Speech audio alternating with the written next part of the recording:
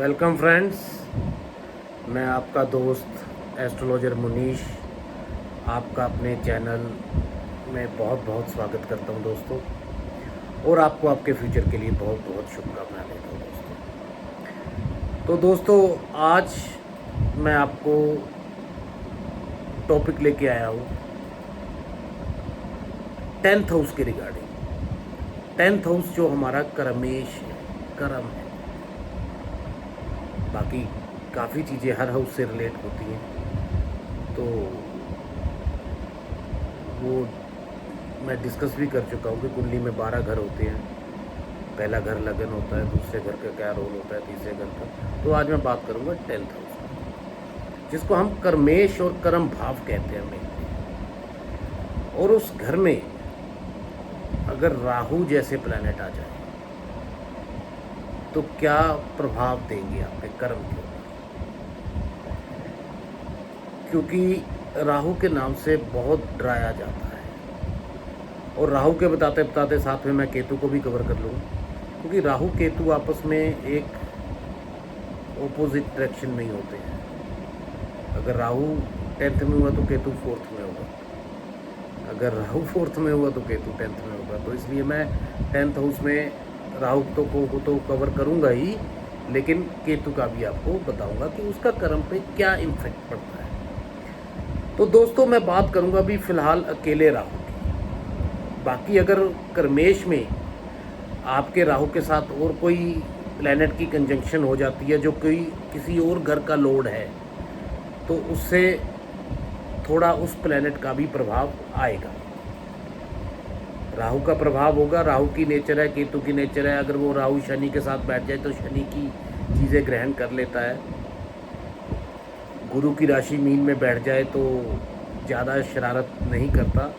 लेकिन कुछ है, अगर कई 10th हाउस को छोड़कर अगर बाकी हाउसेस में बैठ जाए, तो अगर वो त्रिषड़ा हाउस 3, 6 और 11 लोड के साथ बैठ जाए तो दिक्कत देता है राहु की दशा में। लेकिन इस चीज़ को मैं ज़्यादा नहीं बढ़ाऊंगा।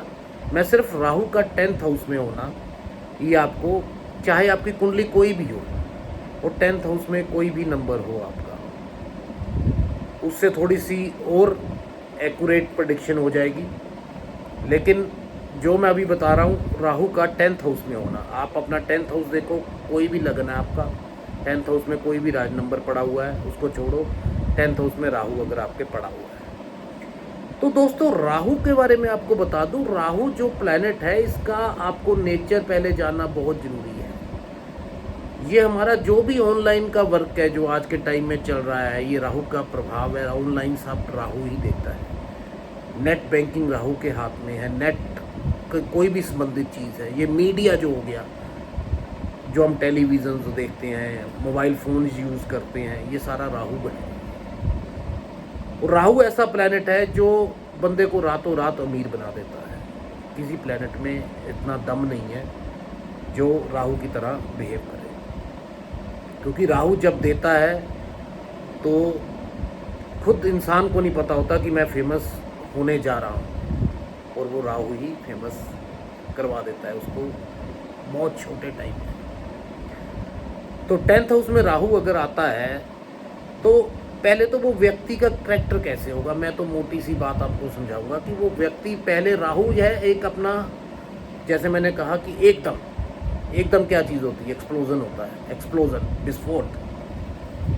तो राहु जो है ना, वो व्यक्ति में, कर्मेश में राहु आने से उसकी नेचर कुछ ऐसी होगी कि वो हर बात को बढ़ा चढ़ा कर बताएगा, नेचर होगी उसकी। और ये नेचर उसकी गलत नेचर नहीं है, ये मैं साफ साफ आपको बता देता हूँ। ये उसके लिए, राहु के लिए अच्छा है, क्योंकि राहु का काम ही बढ़ाना है, तो ये राहु ही उसको देता है नेचर। वो कोई भी चीज़ हो, अगर उसके पास एक प्रॉपर्टी है तो उसको बढ़ा चढ़ा के बताएगा। अगर उसके पास धन हो तो धन को भी बढ़ा चढ़ा के बताएगा। अगर उसके पास नॉलेज हो तो नॉलेज को भी बढ़ा चढ़ा के बताएगा। जो उसके पास है, मतलब कि वो बढ़ा चढ़ा के ही उस चीज़ को दूसरे को इम्प्रेस करेगा, और यही क्वालिटी के साथ राहु उसको बेनिफिट देगा। और यही आप समझ लीजिए राहु का उपाय है। अगर 10th हाउस में आपके राहु बैठा हुआ है तो आपको बताता हूँ कि आपको हर चीज़ बढ़ा चढ़ा के ही बतानी है। जिसके भी 10th हाउस में राहु है आपको वो चीज़ बढ़ा चढ़ा कर बतानी है। अगर आपके पास 50,000 है तो आप 5 लाख की बात करो या 2 लाख की बात करो। अगर आपने कोई चीज़ ली है, एप्पल आईफोन लिया है, 9 लिया है, तो बोलो ये हमने 13 के नीचे हम फ़ोन ही नहीं रखते, हम तो एप्पल यूज़ करते हैं। चाहे आपने फ़ोन कुछ रखा हो, दिखाओ मत सामने। अगर बातों में वो अपने आप को इस तरह बताएगा कि वो दूसरा बंदा उसकी बात मान भी लेगा, और ये भी सच्चाई है। पहले तो बात बढ़ा चढ़ा के बताएगा। जिनकी कुंडली में बैठा है वो देख ले कि उनको बात बढ़ा के बतानी आती है या नहीं आती है, या बताते हैं या नहीं बताते हैं। दूसरा, हाँ, अगर वो बताते हैं तो ये राहु का उपाय है, उनको बता के बढ़ा के ही बताना। क्योंकि कर्मेश में अगर आप राहु को सही यूज कर लेते हो ना तो आपको एडवांटेज मिलेगा राहु का। अब उसके साथ अगर कोई और प्लैनेट आ जाए तो आपको उसके साथ जो भी प्लैनेट आता है उसका अपना कारक तत्व होता है। तो ये तो कुंडली से पता चलेगा कि कौन सा प्लैनेट आया है उसके साथ। अगर गुरु आ जाए तो ये जरूरी नहीं है गुरु चंडाल योग बन जाएगा। ये अपनी गलतफहमी दूर कर दीजिए। गुरु चंडाल योग तब बनता है जब राहु भी ठीक 10वें घर में। तो वैसे इतना बैड इफेक्ट राहु कभी देता ही नहीं है, चाहे त्रिशेड़ा हाउस ही बैठ जाए साथ उसमें। अगर गुरु भी बैठ गया और गुरु अच्छा प्लैनेट है कुंडली का, तो वो नॉलेज को जितना बांटेगा, जितना बताएगा, चाहे बढ़ा चढ़ा के बताए, उसको बेनिफिट ही मिलेगा। अगर उसको सपोज कर लीजिए एक प्राशरी की नॉलेज है, वो बताया कि मुझे केपी भी आता है, प्राशरी भी आता है, और अगर एस्ट्रोलॉजी की बात एग्जांपल दे रहा हूँ मैं, तो लोग उसकी बात मान लेंगे कि इसको पास नॉलेज तो होगी भैया, क्योंकि उसका राहु जो है वो उसको बता रहा है, वो इम्प्रेस भी कर रहा है। ये 10वें घर के राहु की क्वालिटी है, और आप बढ़ा चढ़ा के बात करनी, ये उसका उपाय है।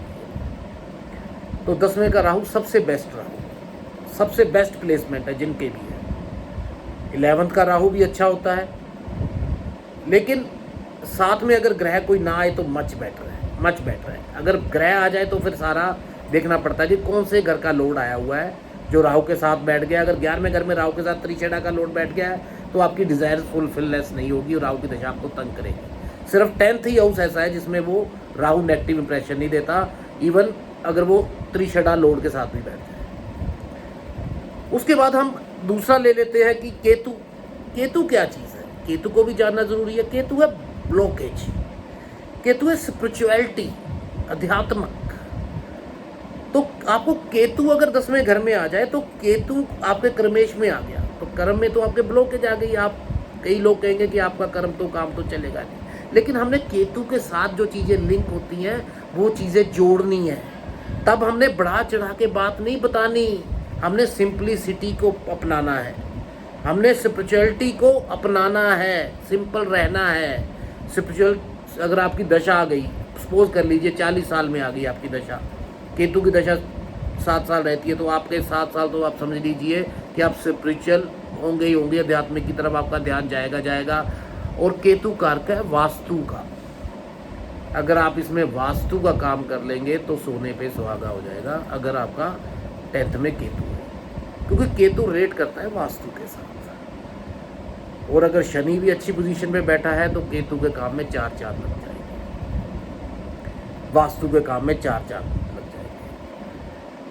तो राहु जो है वो 10वें हाउस में बेस्ट है, 9th हाउस में भी बेस्ट है, 10th में भी बेस्ट है, सबसे बेस्ट वो 10th हाउस में है। अब लोग कहते हैं उच्च का राहु, सर मेरी कुंडली में बैठा हुआ है 9वें भाव, लेकिन अगर त्रिशेड़ा लोड भी साथ में बैठ गए तो वो आपको दिक्कत देगी। एग्जाम्पल ले लीजिए, किसी भी लगन की ले लीजिए। आप सपोज कर लीजिए आप तुला लगन के हैं, तुला लगन में राहु आपका 9वें भाव में बैठ गया, यहाँ पे 3 नंबर आएगा। 3 नंबर में हम राहु को उच्च का मानते हैं, मिथुन, ठीक है, एज पर एस्ट्रोलॉजी। लेकिन मैं जो आगे बताने जा रहा हूँ उसका बता रहा हूँ कि अगर वहाँ पे तुला लगन में त्रिशेडा हाउस हो गए 3, 6, 11। तो 3 का मालिक कौन हुआ? गुरु। थर्ड हाउस का मालिक हुआ गुरु। और ऐसे ही छठे घर का मालिक भी हो गया गुरु। और 11वें का लॉर्ड भी हम देख लेते हैं। 11वें का लॉर्ड हो गया अपना सूर्य। तो अगर 9वें में राहु के साथ गुरु बैठ गया तो 2 त्रिशेडा भाव के मालिक बैठ गए, तो भाग्य में दिक्कत आएगी, दिक्कत प्रॉब्लम आएगी। और स्पेशली राहु और राहु की दशा तो बंदे को तंग कर देती है, चाहे अकेला राहु बैठा हो। ये बात मैं आपको बताना चाहता हूँ। मैं बहुत कुंडलीज में मैंने देखा है, ऑब्जर्व किया है कि चाहे प्लेनेट आपका राहु अच्छा हो, लेकिन राहु के साथ राहु का अंतर्दशा, महादशा के साथ राहु की अंतर्दशा अच्छा रिजल्ट नहीं देती। और राहु के साथ केतु भी आ जाए तो, क्योंकि दोनों एक दूसरे के एक्सिस पे बैठे हुए हैं, तो वो भी अच्छा रिजल्ट नहीं देते। तो इस दशा में आप राहु की महादशा में, राहु की अंतर्दशा में ज़्यादा एक्सेप्ट मत कीजिए। अगर राहु छठे घर में बैठा हुआ है और राहु आ गया, तो कोई ना कोई बीमारी ऐसी मिलेगी जो डॉक्टर ही डायग्नोस नहीं कर पाएगा, क्योंकि छठा हाउस बीमारी का है।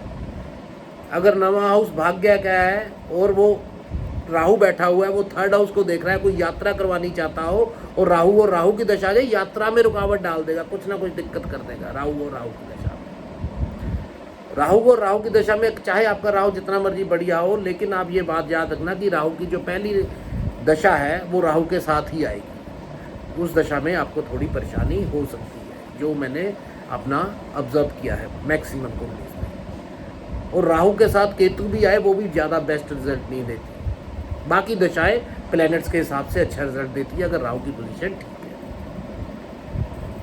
तो दोस्तों, ये था मेरा थोड़ा सा आपको बताना कि राहु जो है वो आज के टाइम का सबसे महत्वपूर्ण प्लैनेट है।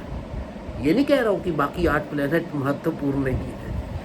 अगर मून आपका खराब हो गया है, मून के 4th नंबर कर्क राशि में शनि बैठ गया है, कोई पाप ग्रह बैठ गया है, तो आपको सेटिस्फेक्शन नहीं होगी, मन की उदासी होगी, ये चीज़ें चलेंगी। सारी चीज़ें, सूर्य आपको फेम देता है, नेम देता है, आपकी ईगो है, आपका आत्मविश्वास है, सारे प्लैनेट्स इम्पोर्टेंट हैं, लेकिन तभी प्रेडिक्शन जो प्रॉपर होती है वो फुल कुंडली के साथ होती है। ये तो मैंने सिर्फ आपको राहु बताया है कि राहु अगर 10वें घर में बैठ जाए, तो अगर अकेला हो तो आपके लिए बढ़िया है। राहु की महादशा में आपको रिजल्ट दे के जाएगा अच्छा।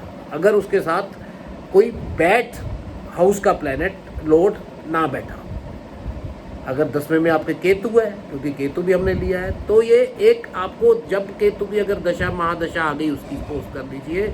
आपके जिस टाइम में अगर 45 साल तक आप बिजनेस कर रहे हो या जॉब कर रहे हो और आपकी एकदम केतु की दशा आ गई, तो आप स्पिरिचुअल हो जाएंगे, आध्यात्मिक हो जाएंगे। आप खुद ब खुद इन चीज़ों की तरफ भागना शुरू करेंगे जो स्पिरिचुअलिटी होती है, क्योंकि हमारी जो लाइफ है ना, वो एक राहु केतु के बीच में ही घूम रही है। क्योंकि राहु जो है वो मटेरियलिस्टिक चीज़ को दर्शाता है, पैसे को दर्शाता है, इंजॉय को दर्शाता है, हमें हर चीज़ को पाने के लिए कहता है। और केतु कहता है सारी चीज़ें छोड़ दो, इसे सब बेकार है। जब बंदा राहु की तरफ चला जाता है, बहुत कुछ गेन कर लेता है, बहुत कुछ पा लेता है, तो राहु उसका पूरा कंप्लीट उसको रिजल्ट देता है, तो वो कहता है नहीं यार, इन चीज़ों में कुछ नहीं रखा, वो केतु की तरफ भागना शुरू कर देता है। चलो भक्ति करते हैं यार, इसमें शांति मिल जाएगी। और हमारी लाइफ क्यों राहु केतु के बीच में चली हुई है, इसके वाइस वर्सा हम ले लें। अगर केतु की तरफ, आध्यात्मिक की तरफ चला जाए और अपना स्पिरिचुअलिटी की तरफ चले जाएं, तो पैसा ना आए, तो हम दौड़ते हैं, ये नहीं यार ये तो काम खराब हो रहा है, पैसा तो आज के टाइम में जरूरी है, तो हम राहु की तरफ दौड़ते हैं। और हमारी लाइफ ऐसे ही पूरी ज़िंदगी निकलती जाती है राहु केतु के बीच में। तो दोस्तों, मेनली मेरा आज ये बताना था कि राहु 10वें हाउस में बढ़िया होता है। केतु अगर आपके वहाँ बैठा हुआ है, तो आपको उसके साथ केतु का ही प्रभाव मिलेगा। राहु मटीरियलिस्टिक थिंग के साथ अटैच्ड है और एकदम एक्सप्लोजन का कारक है, जुपिटर एक्सपेंशन का कारक है।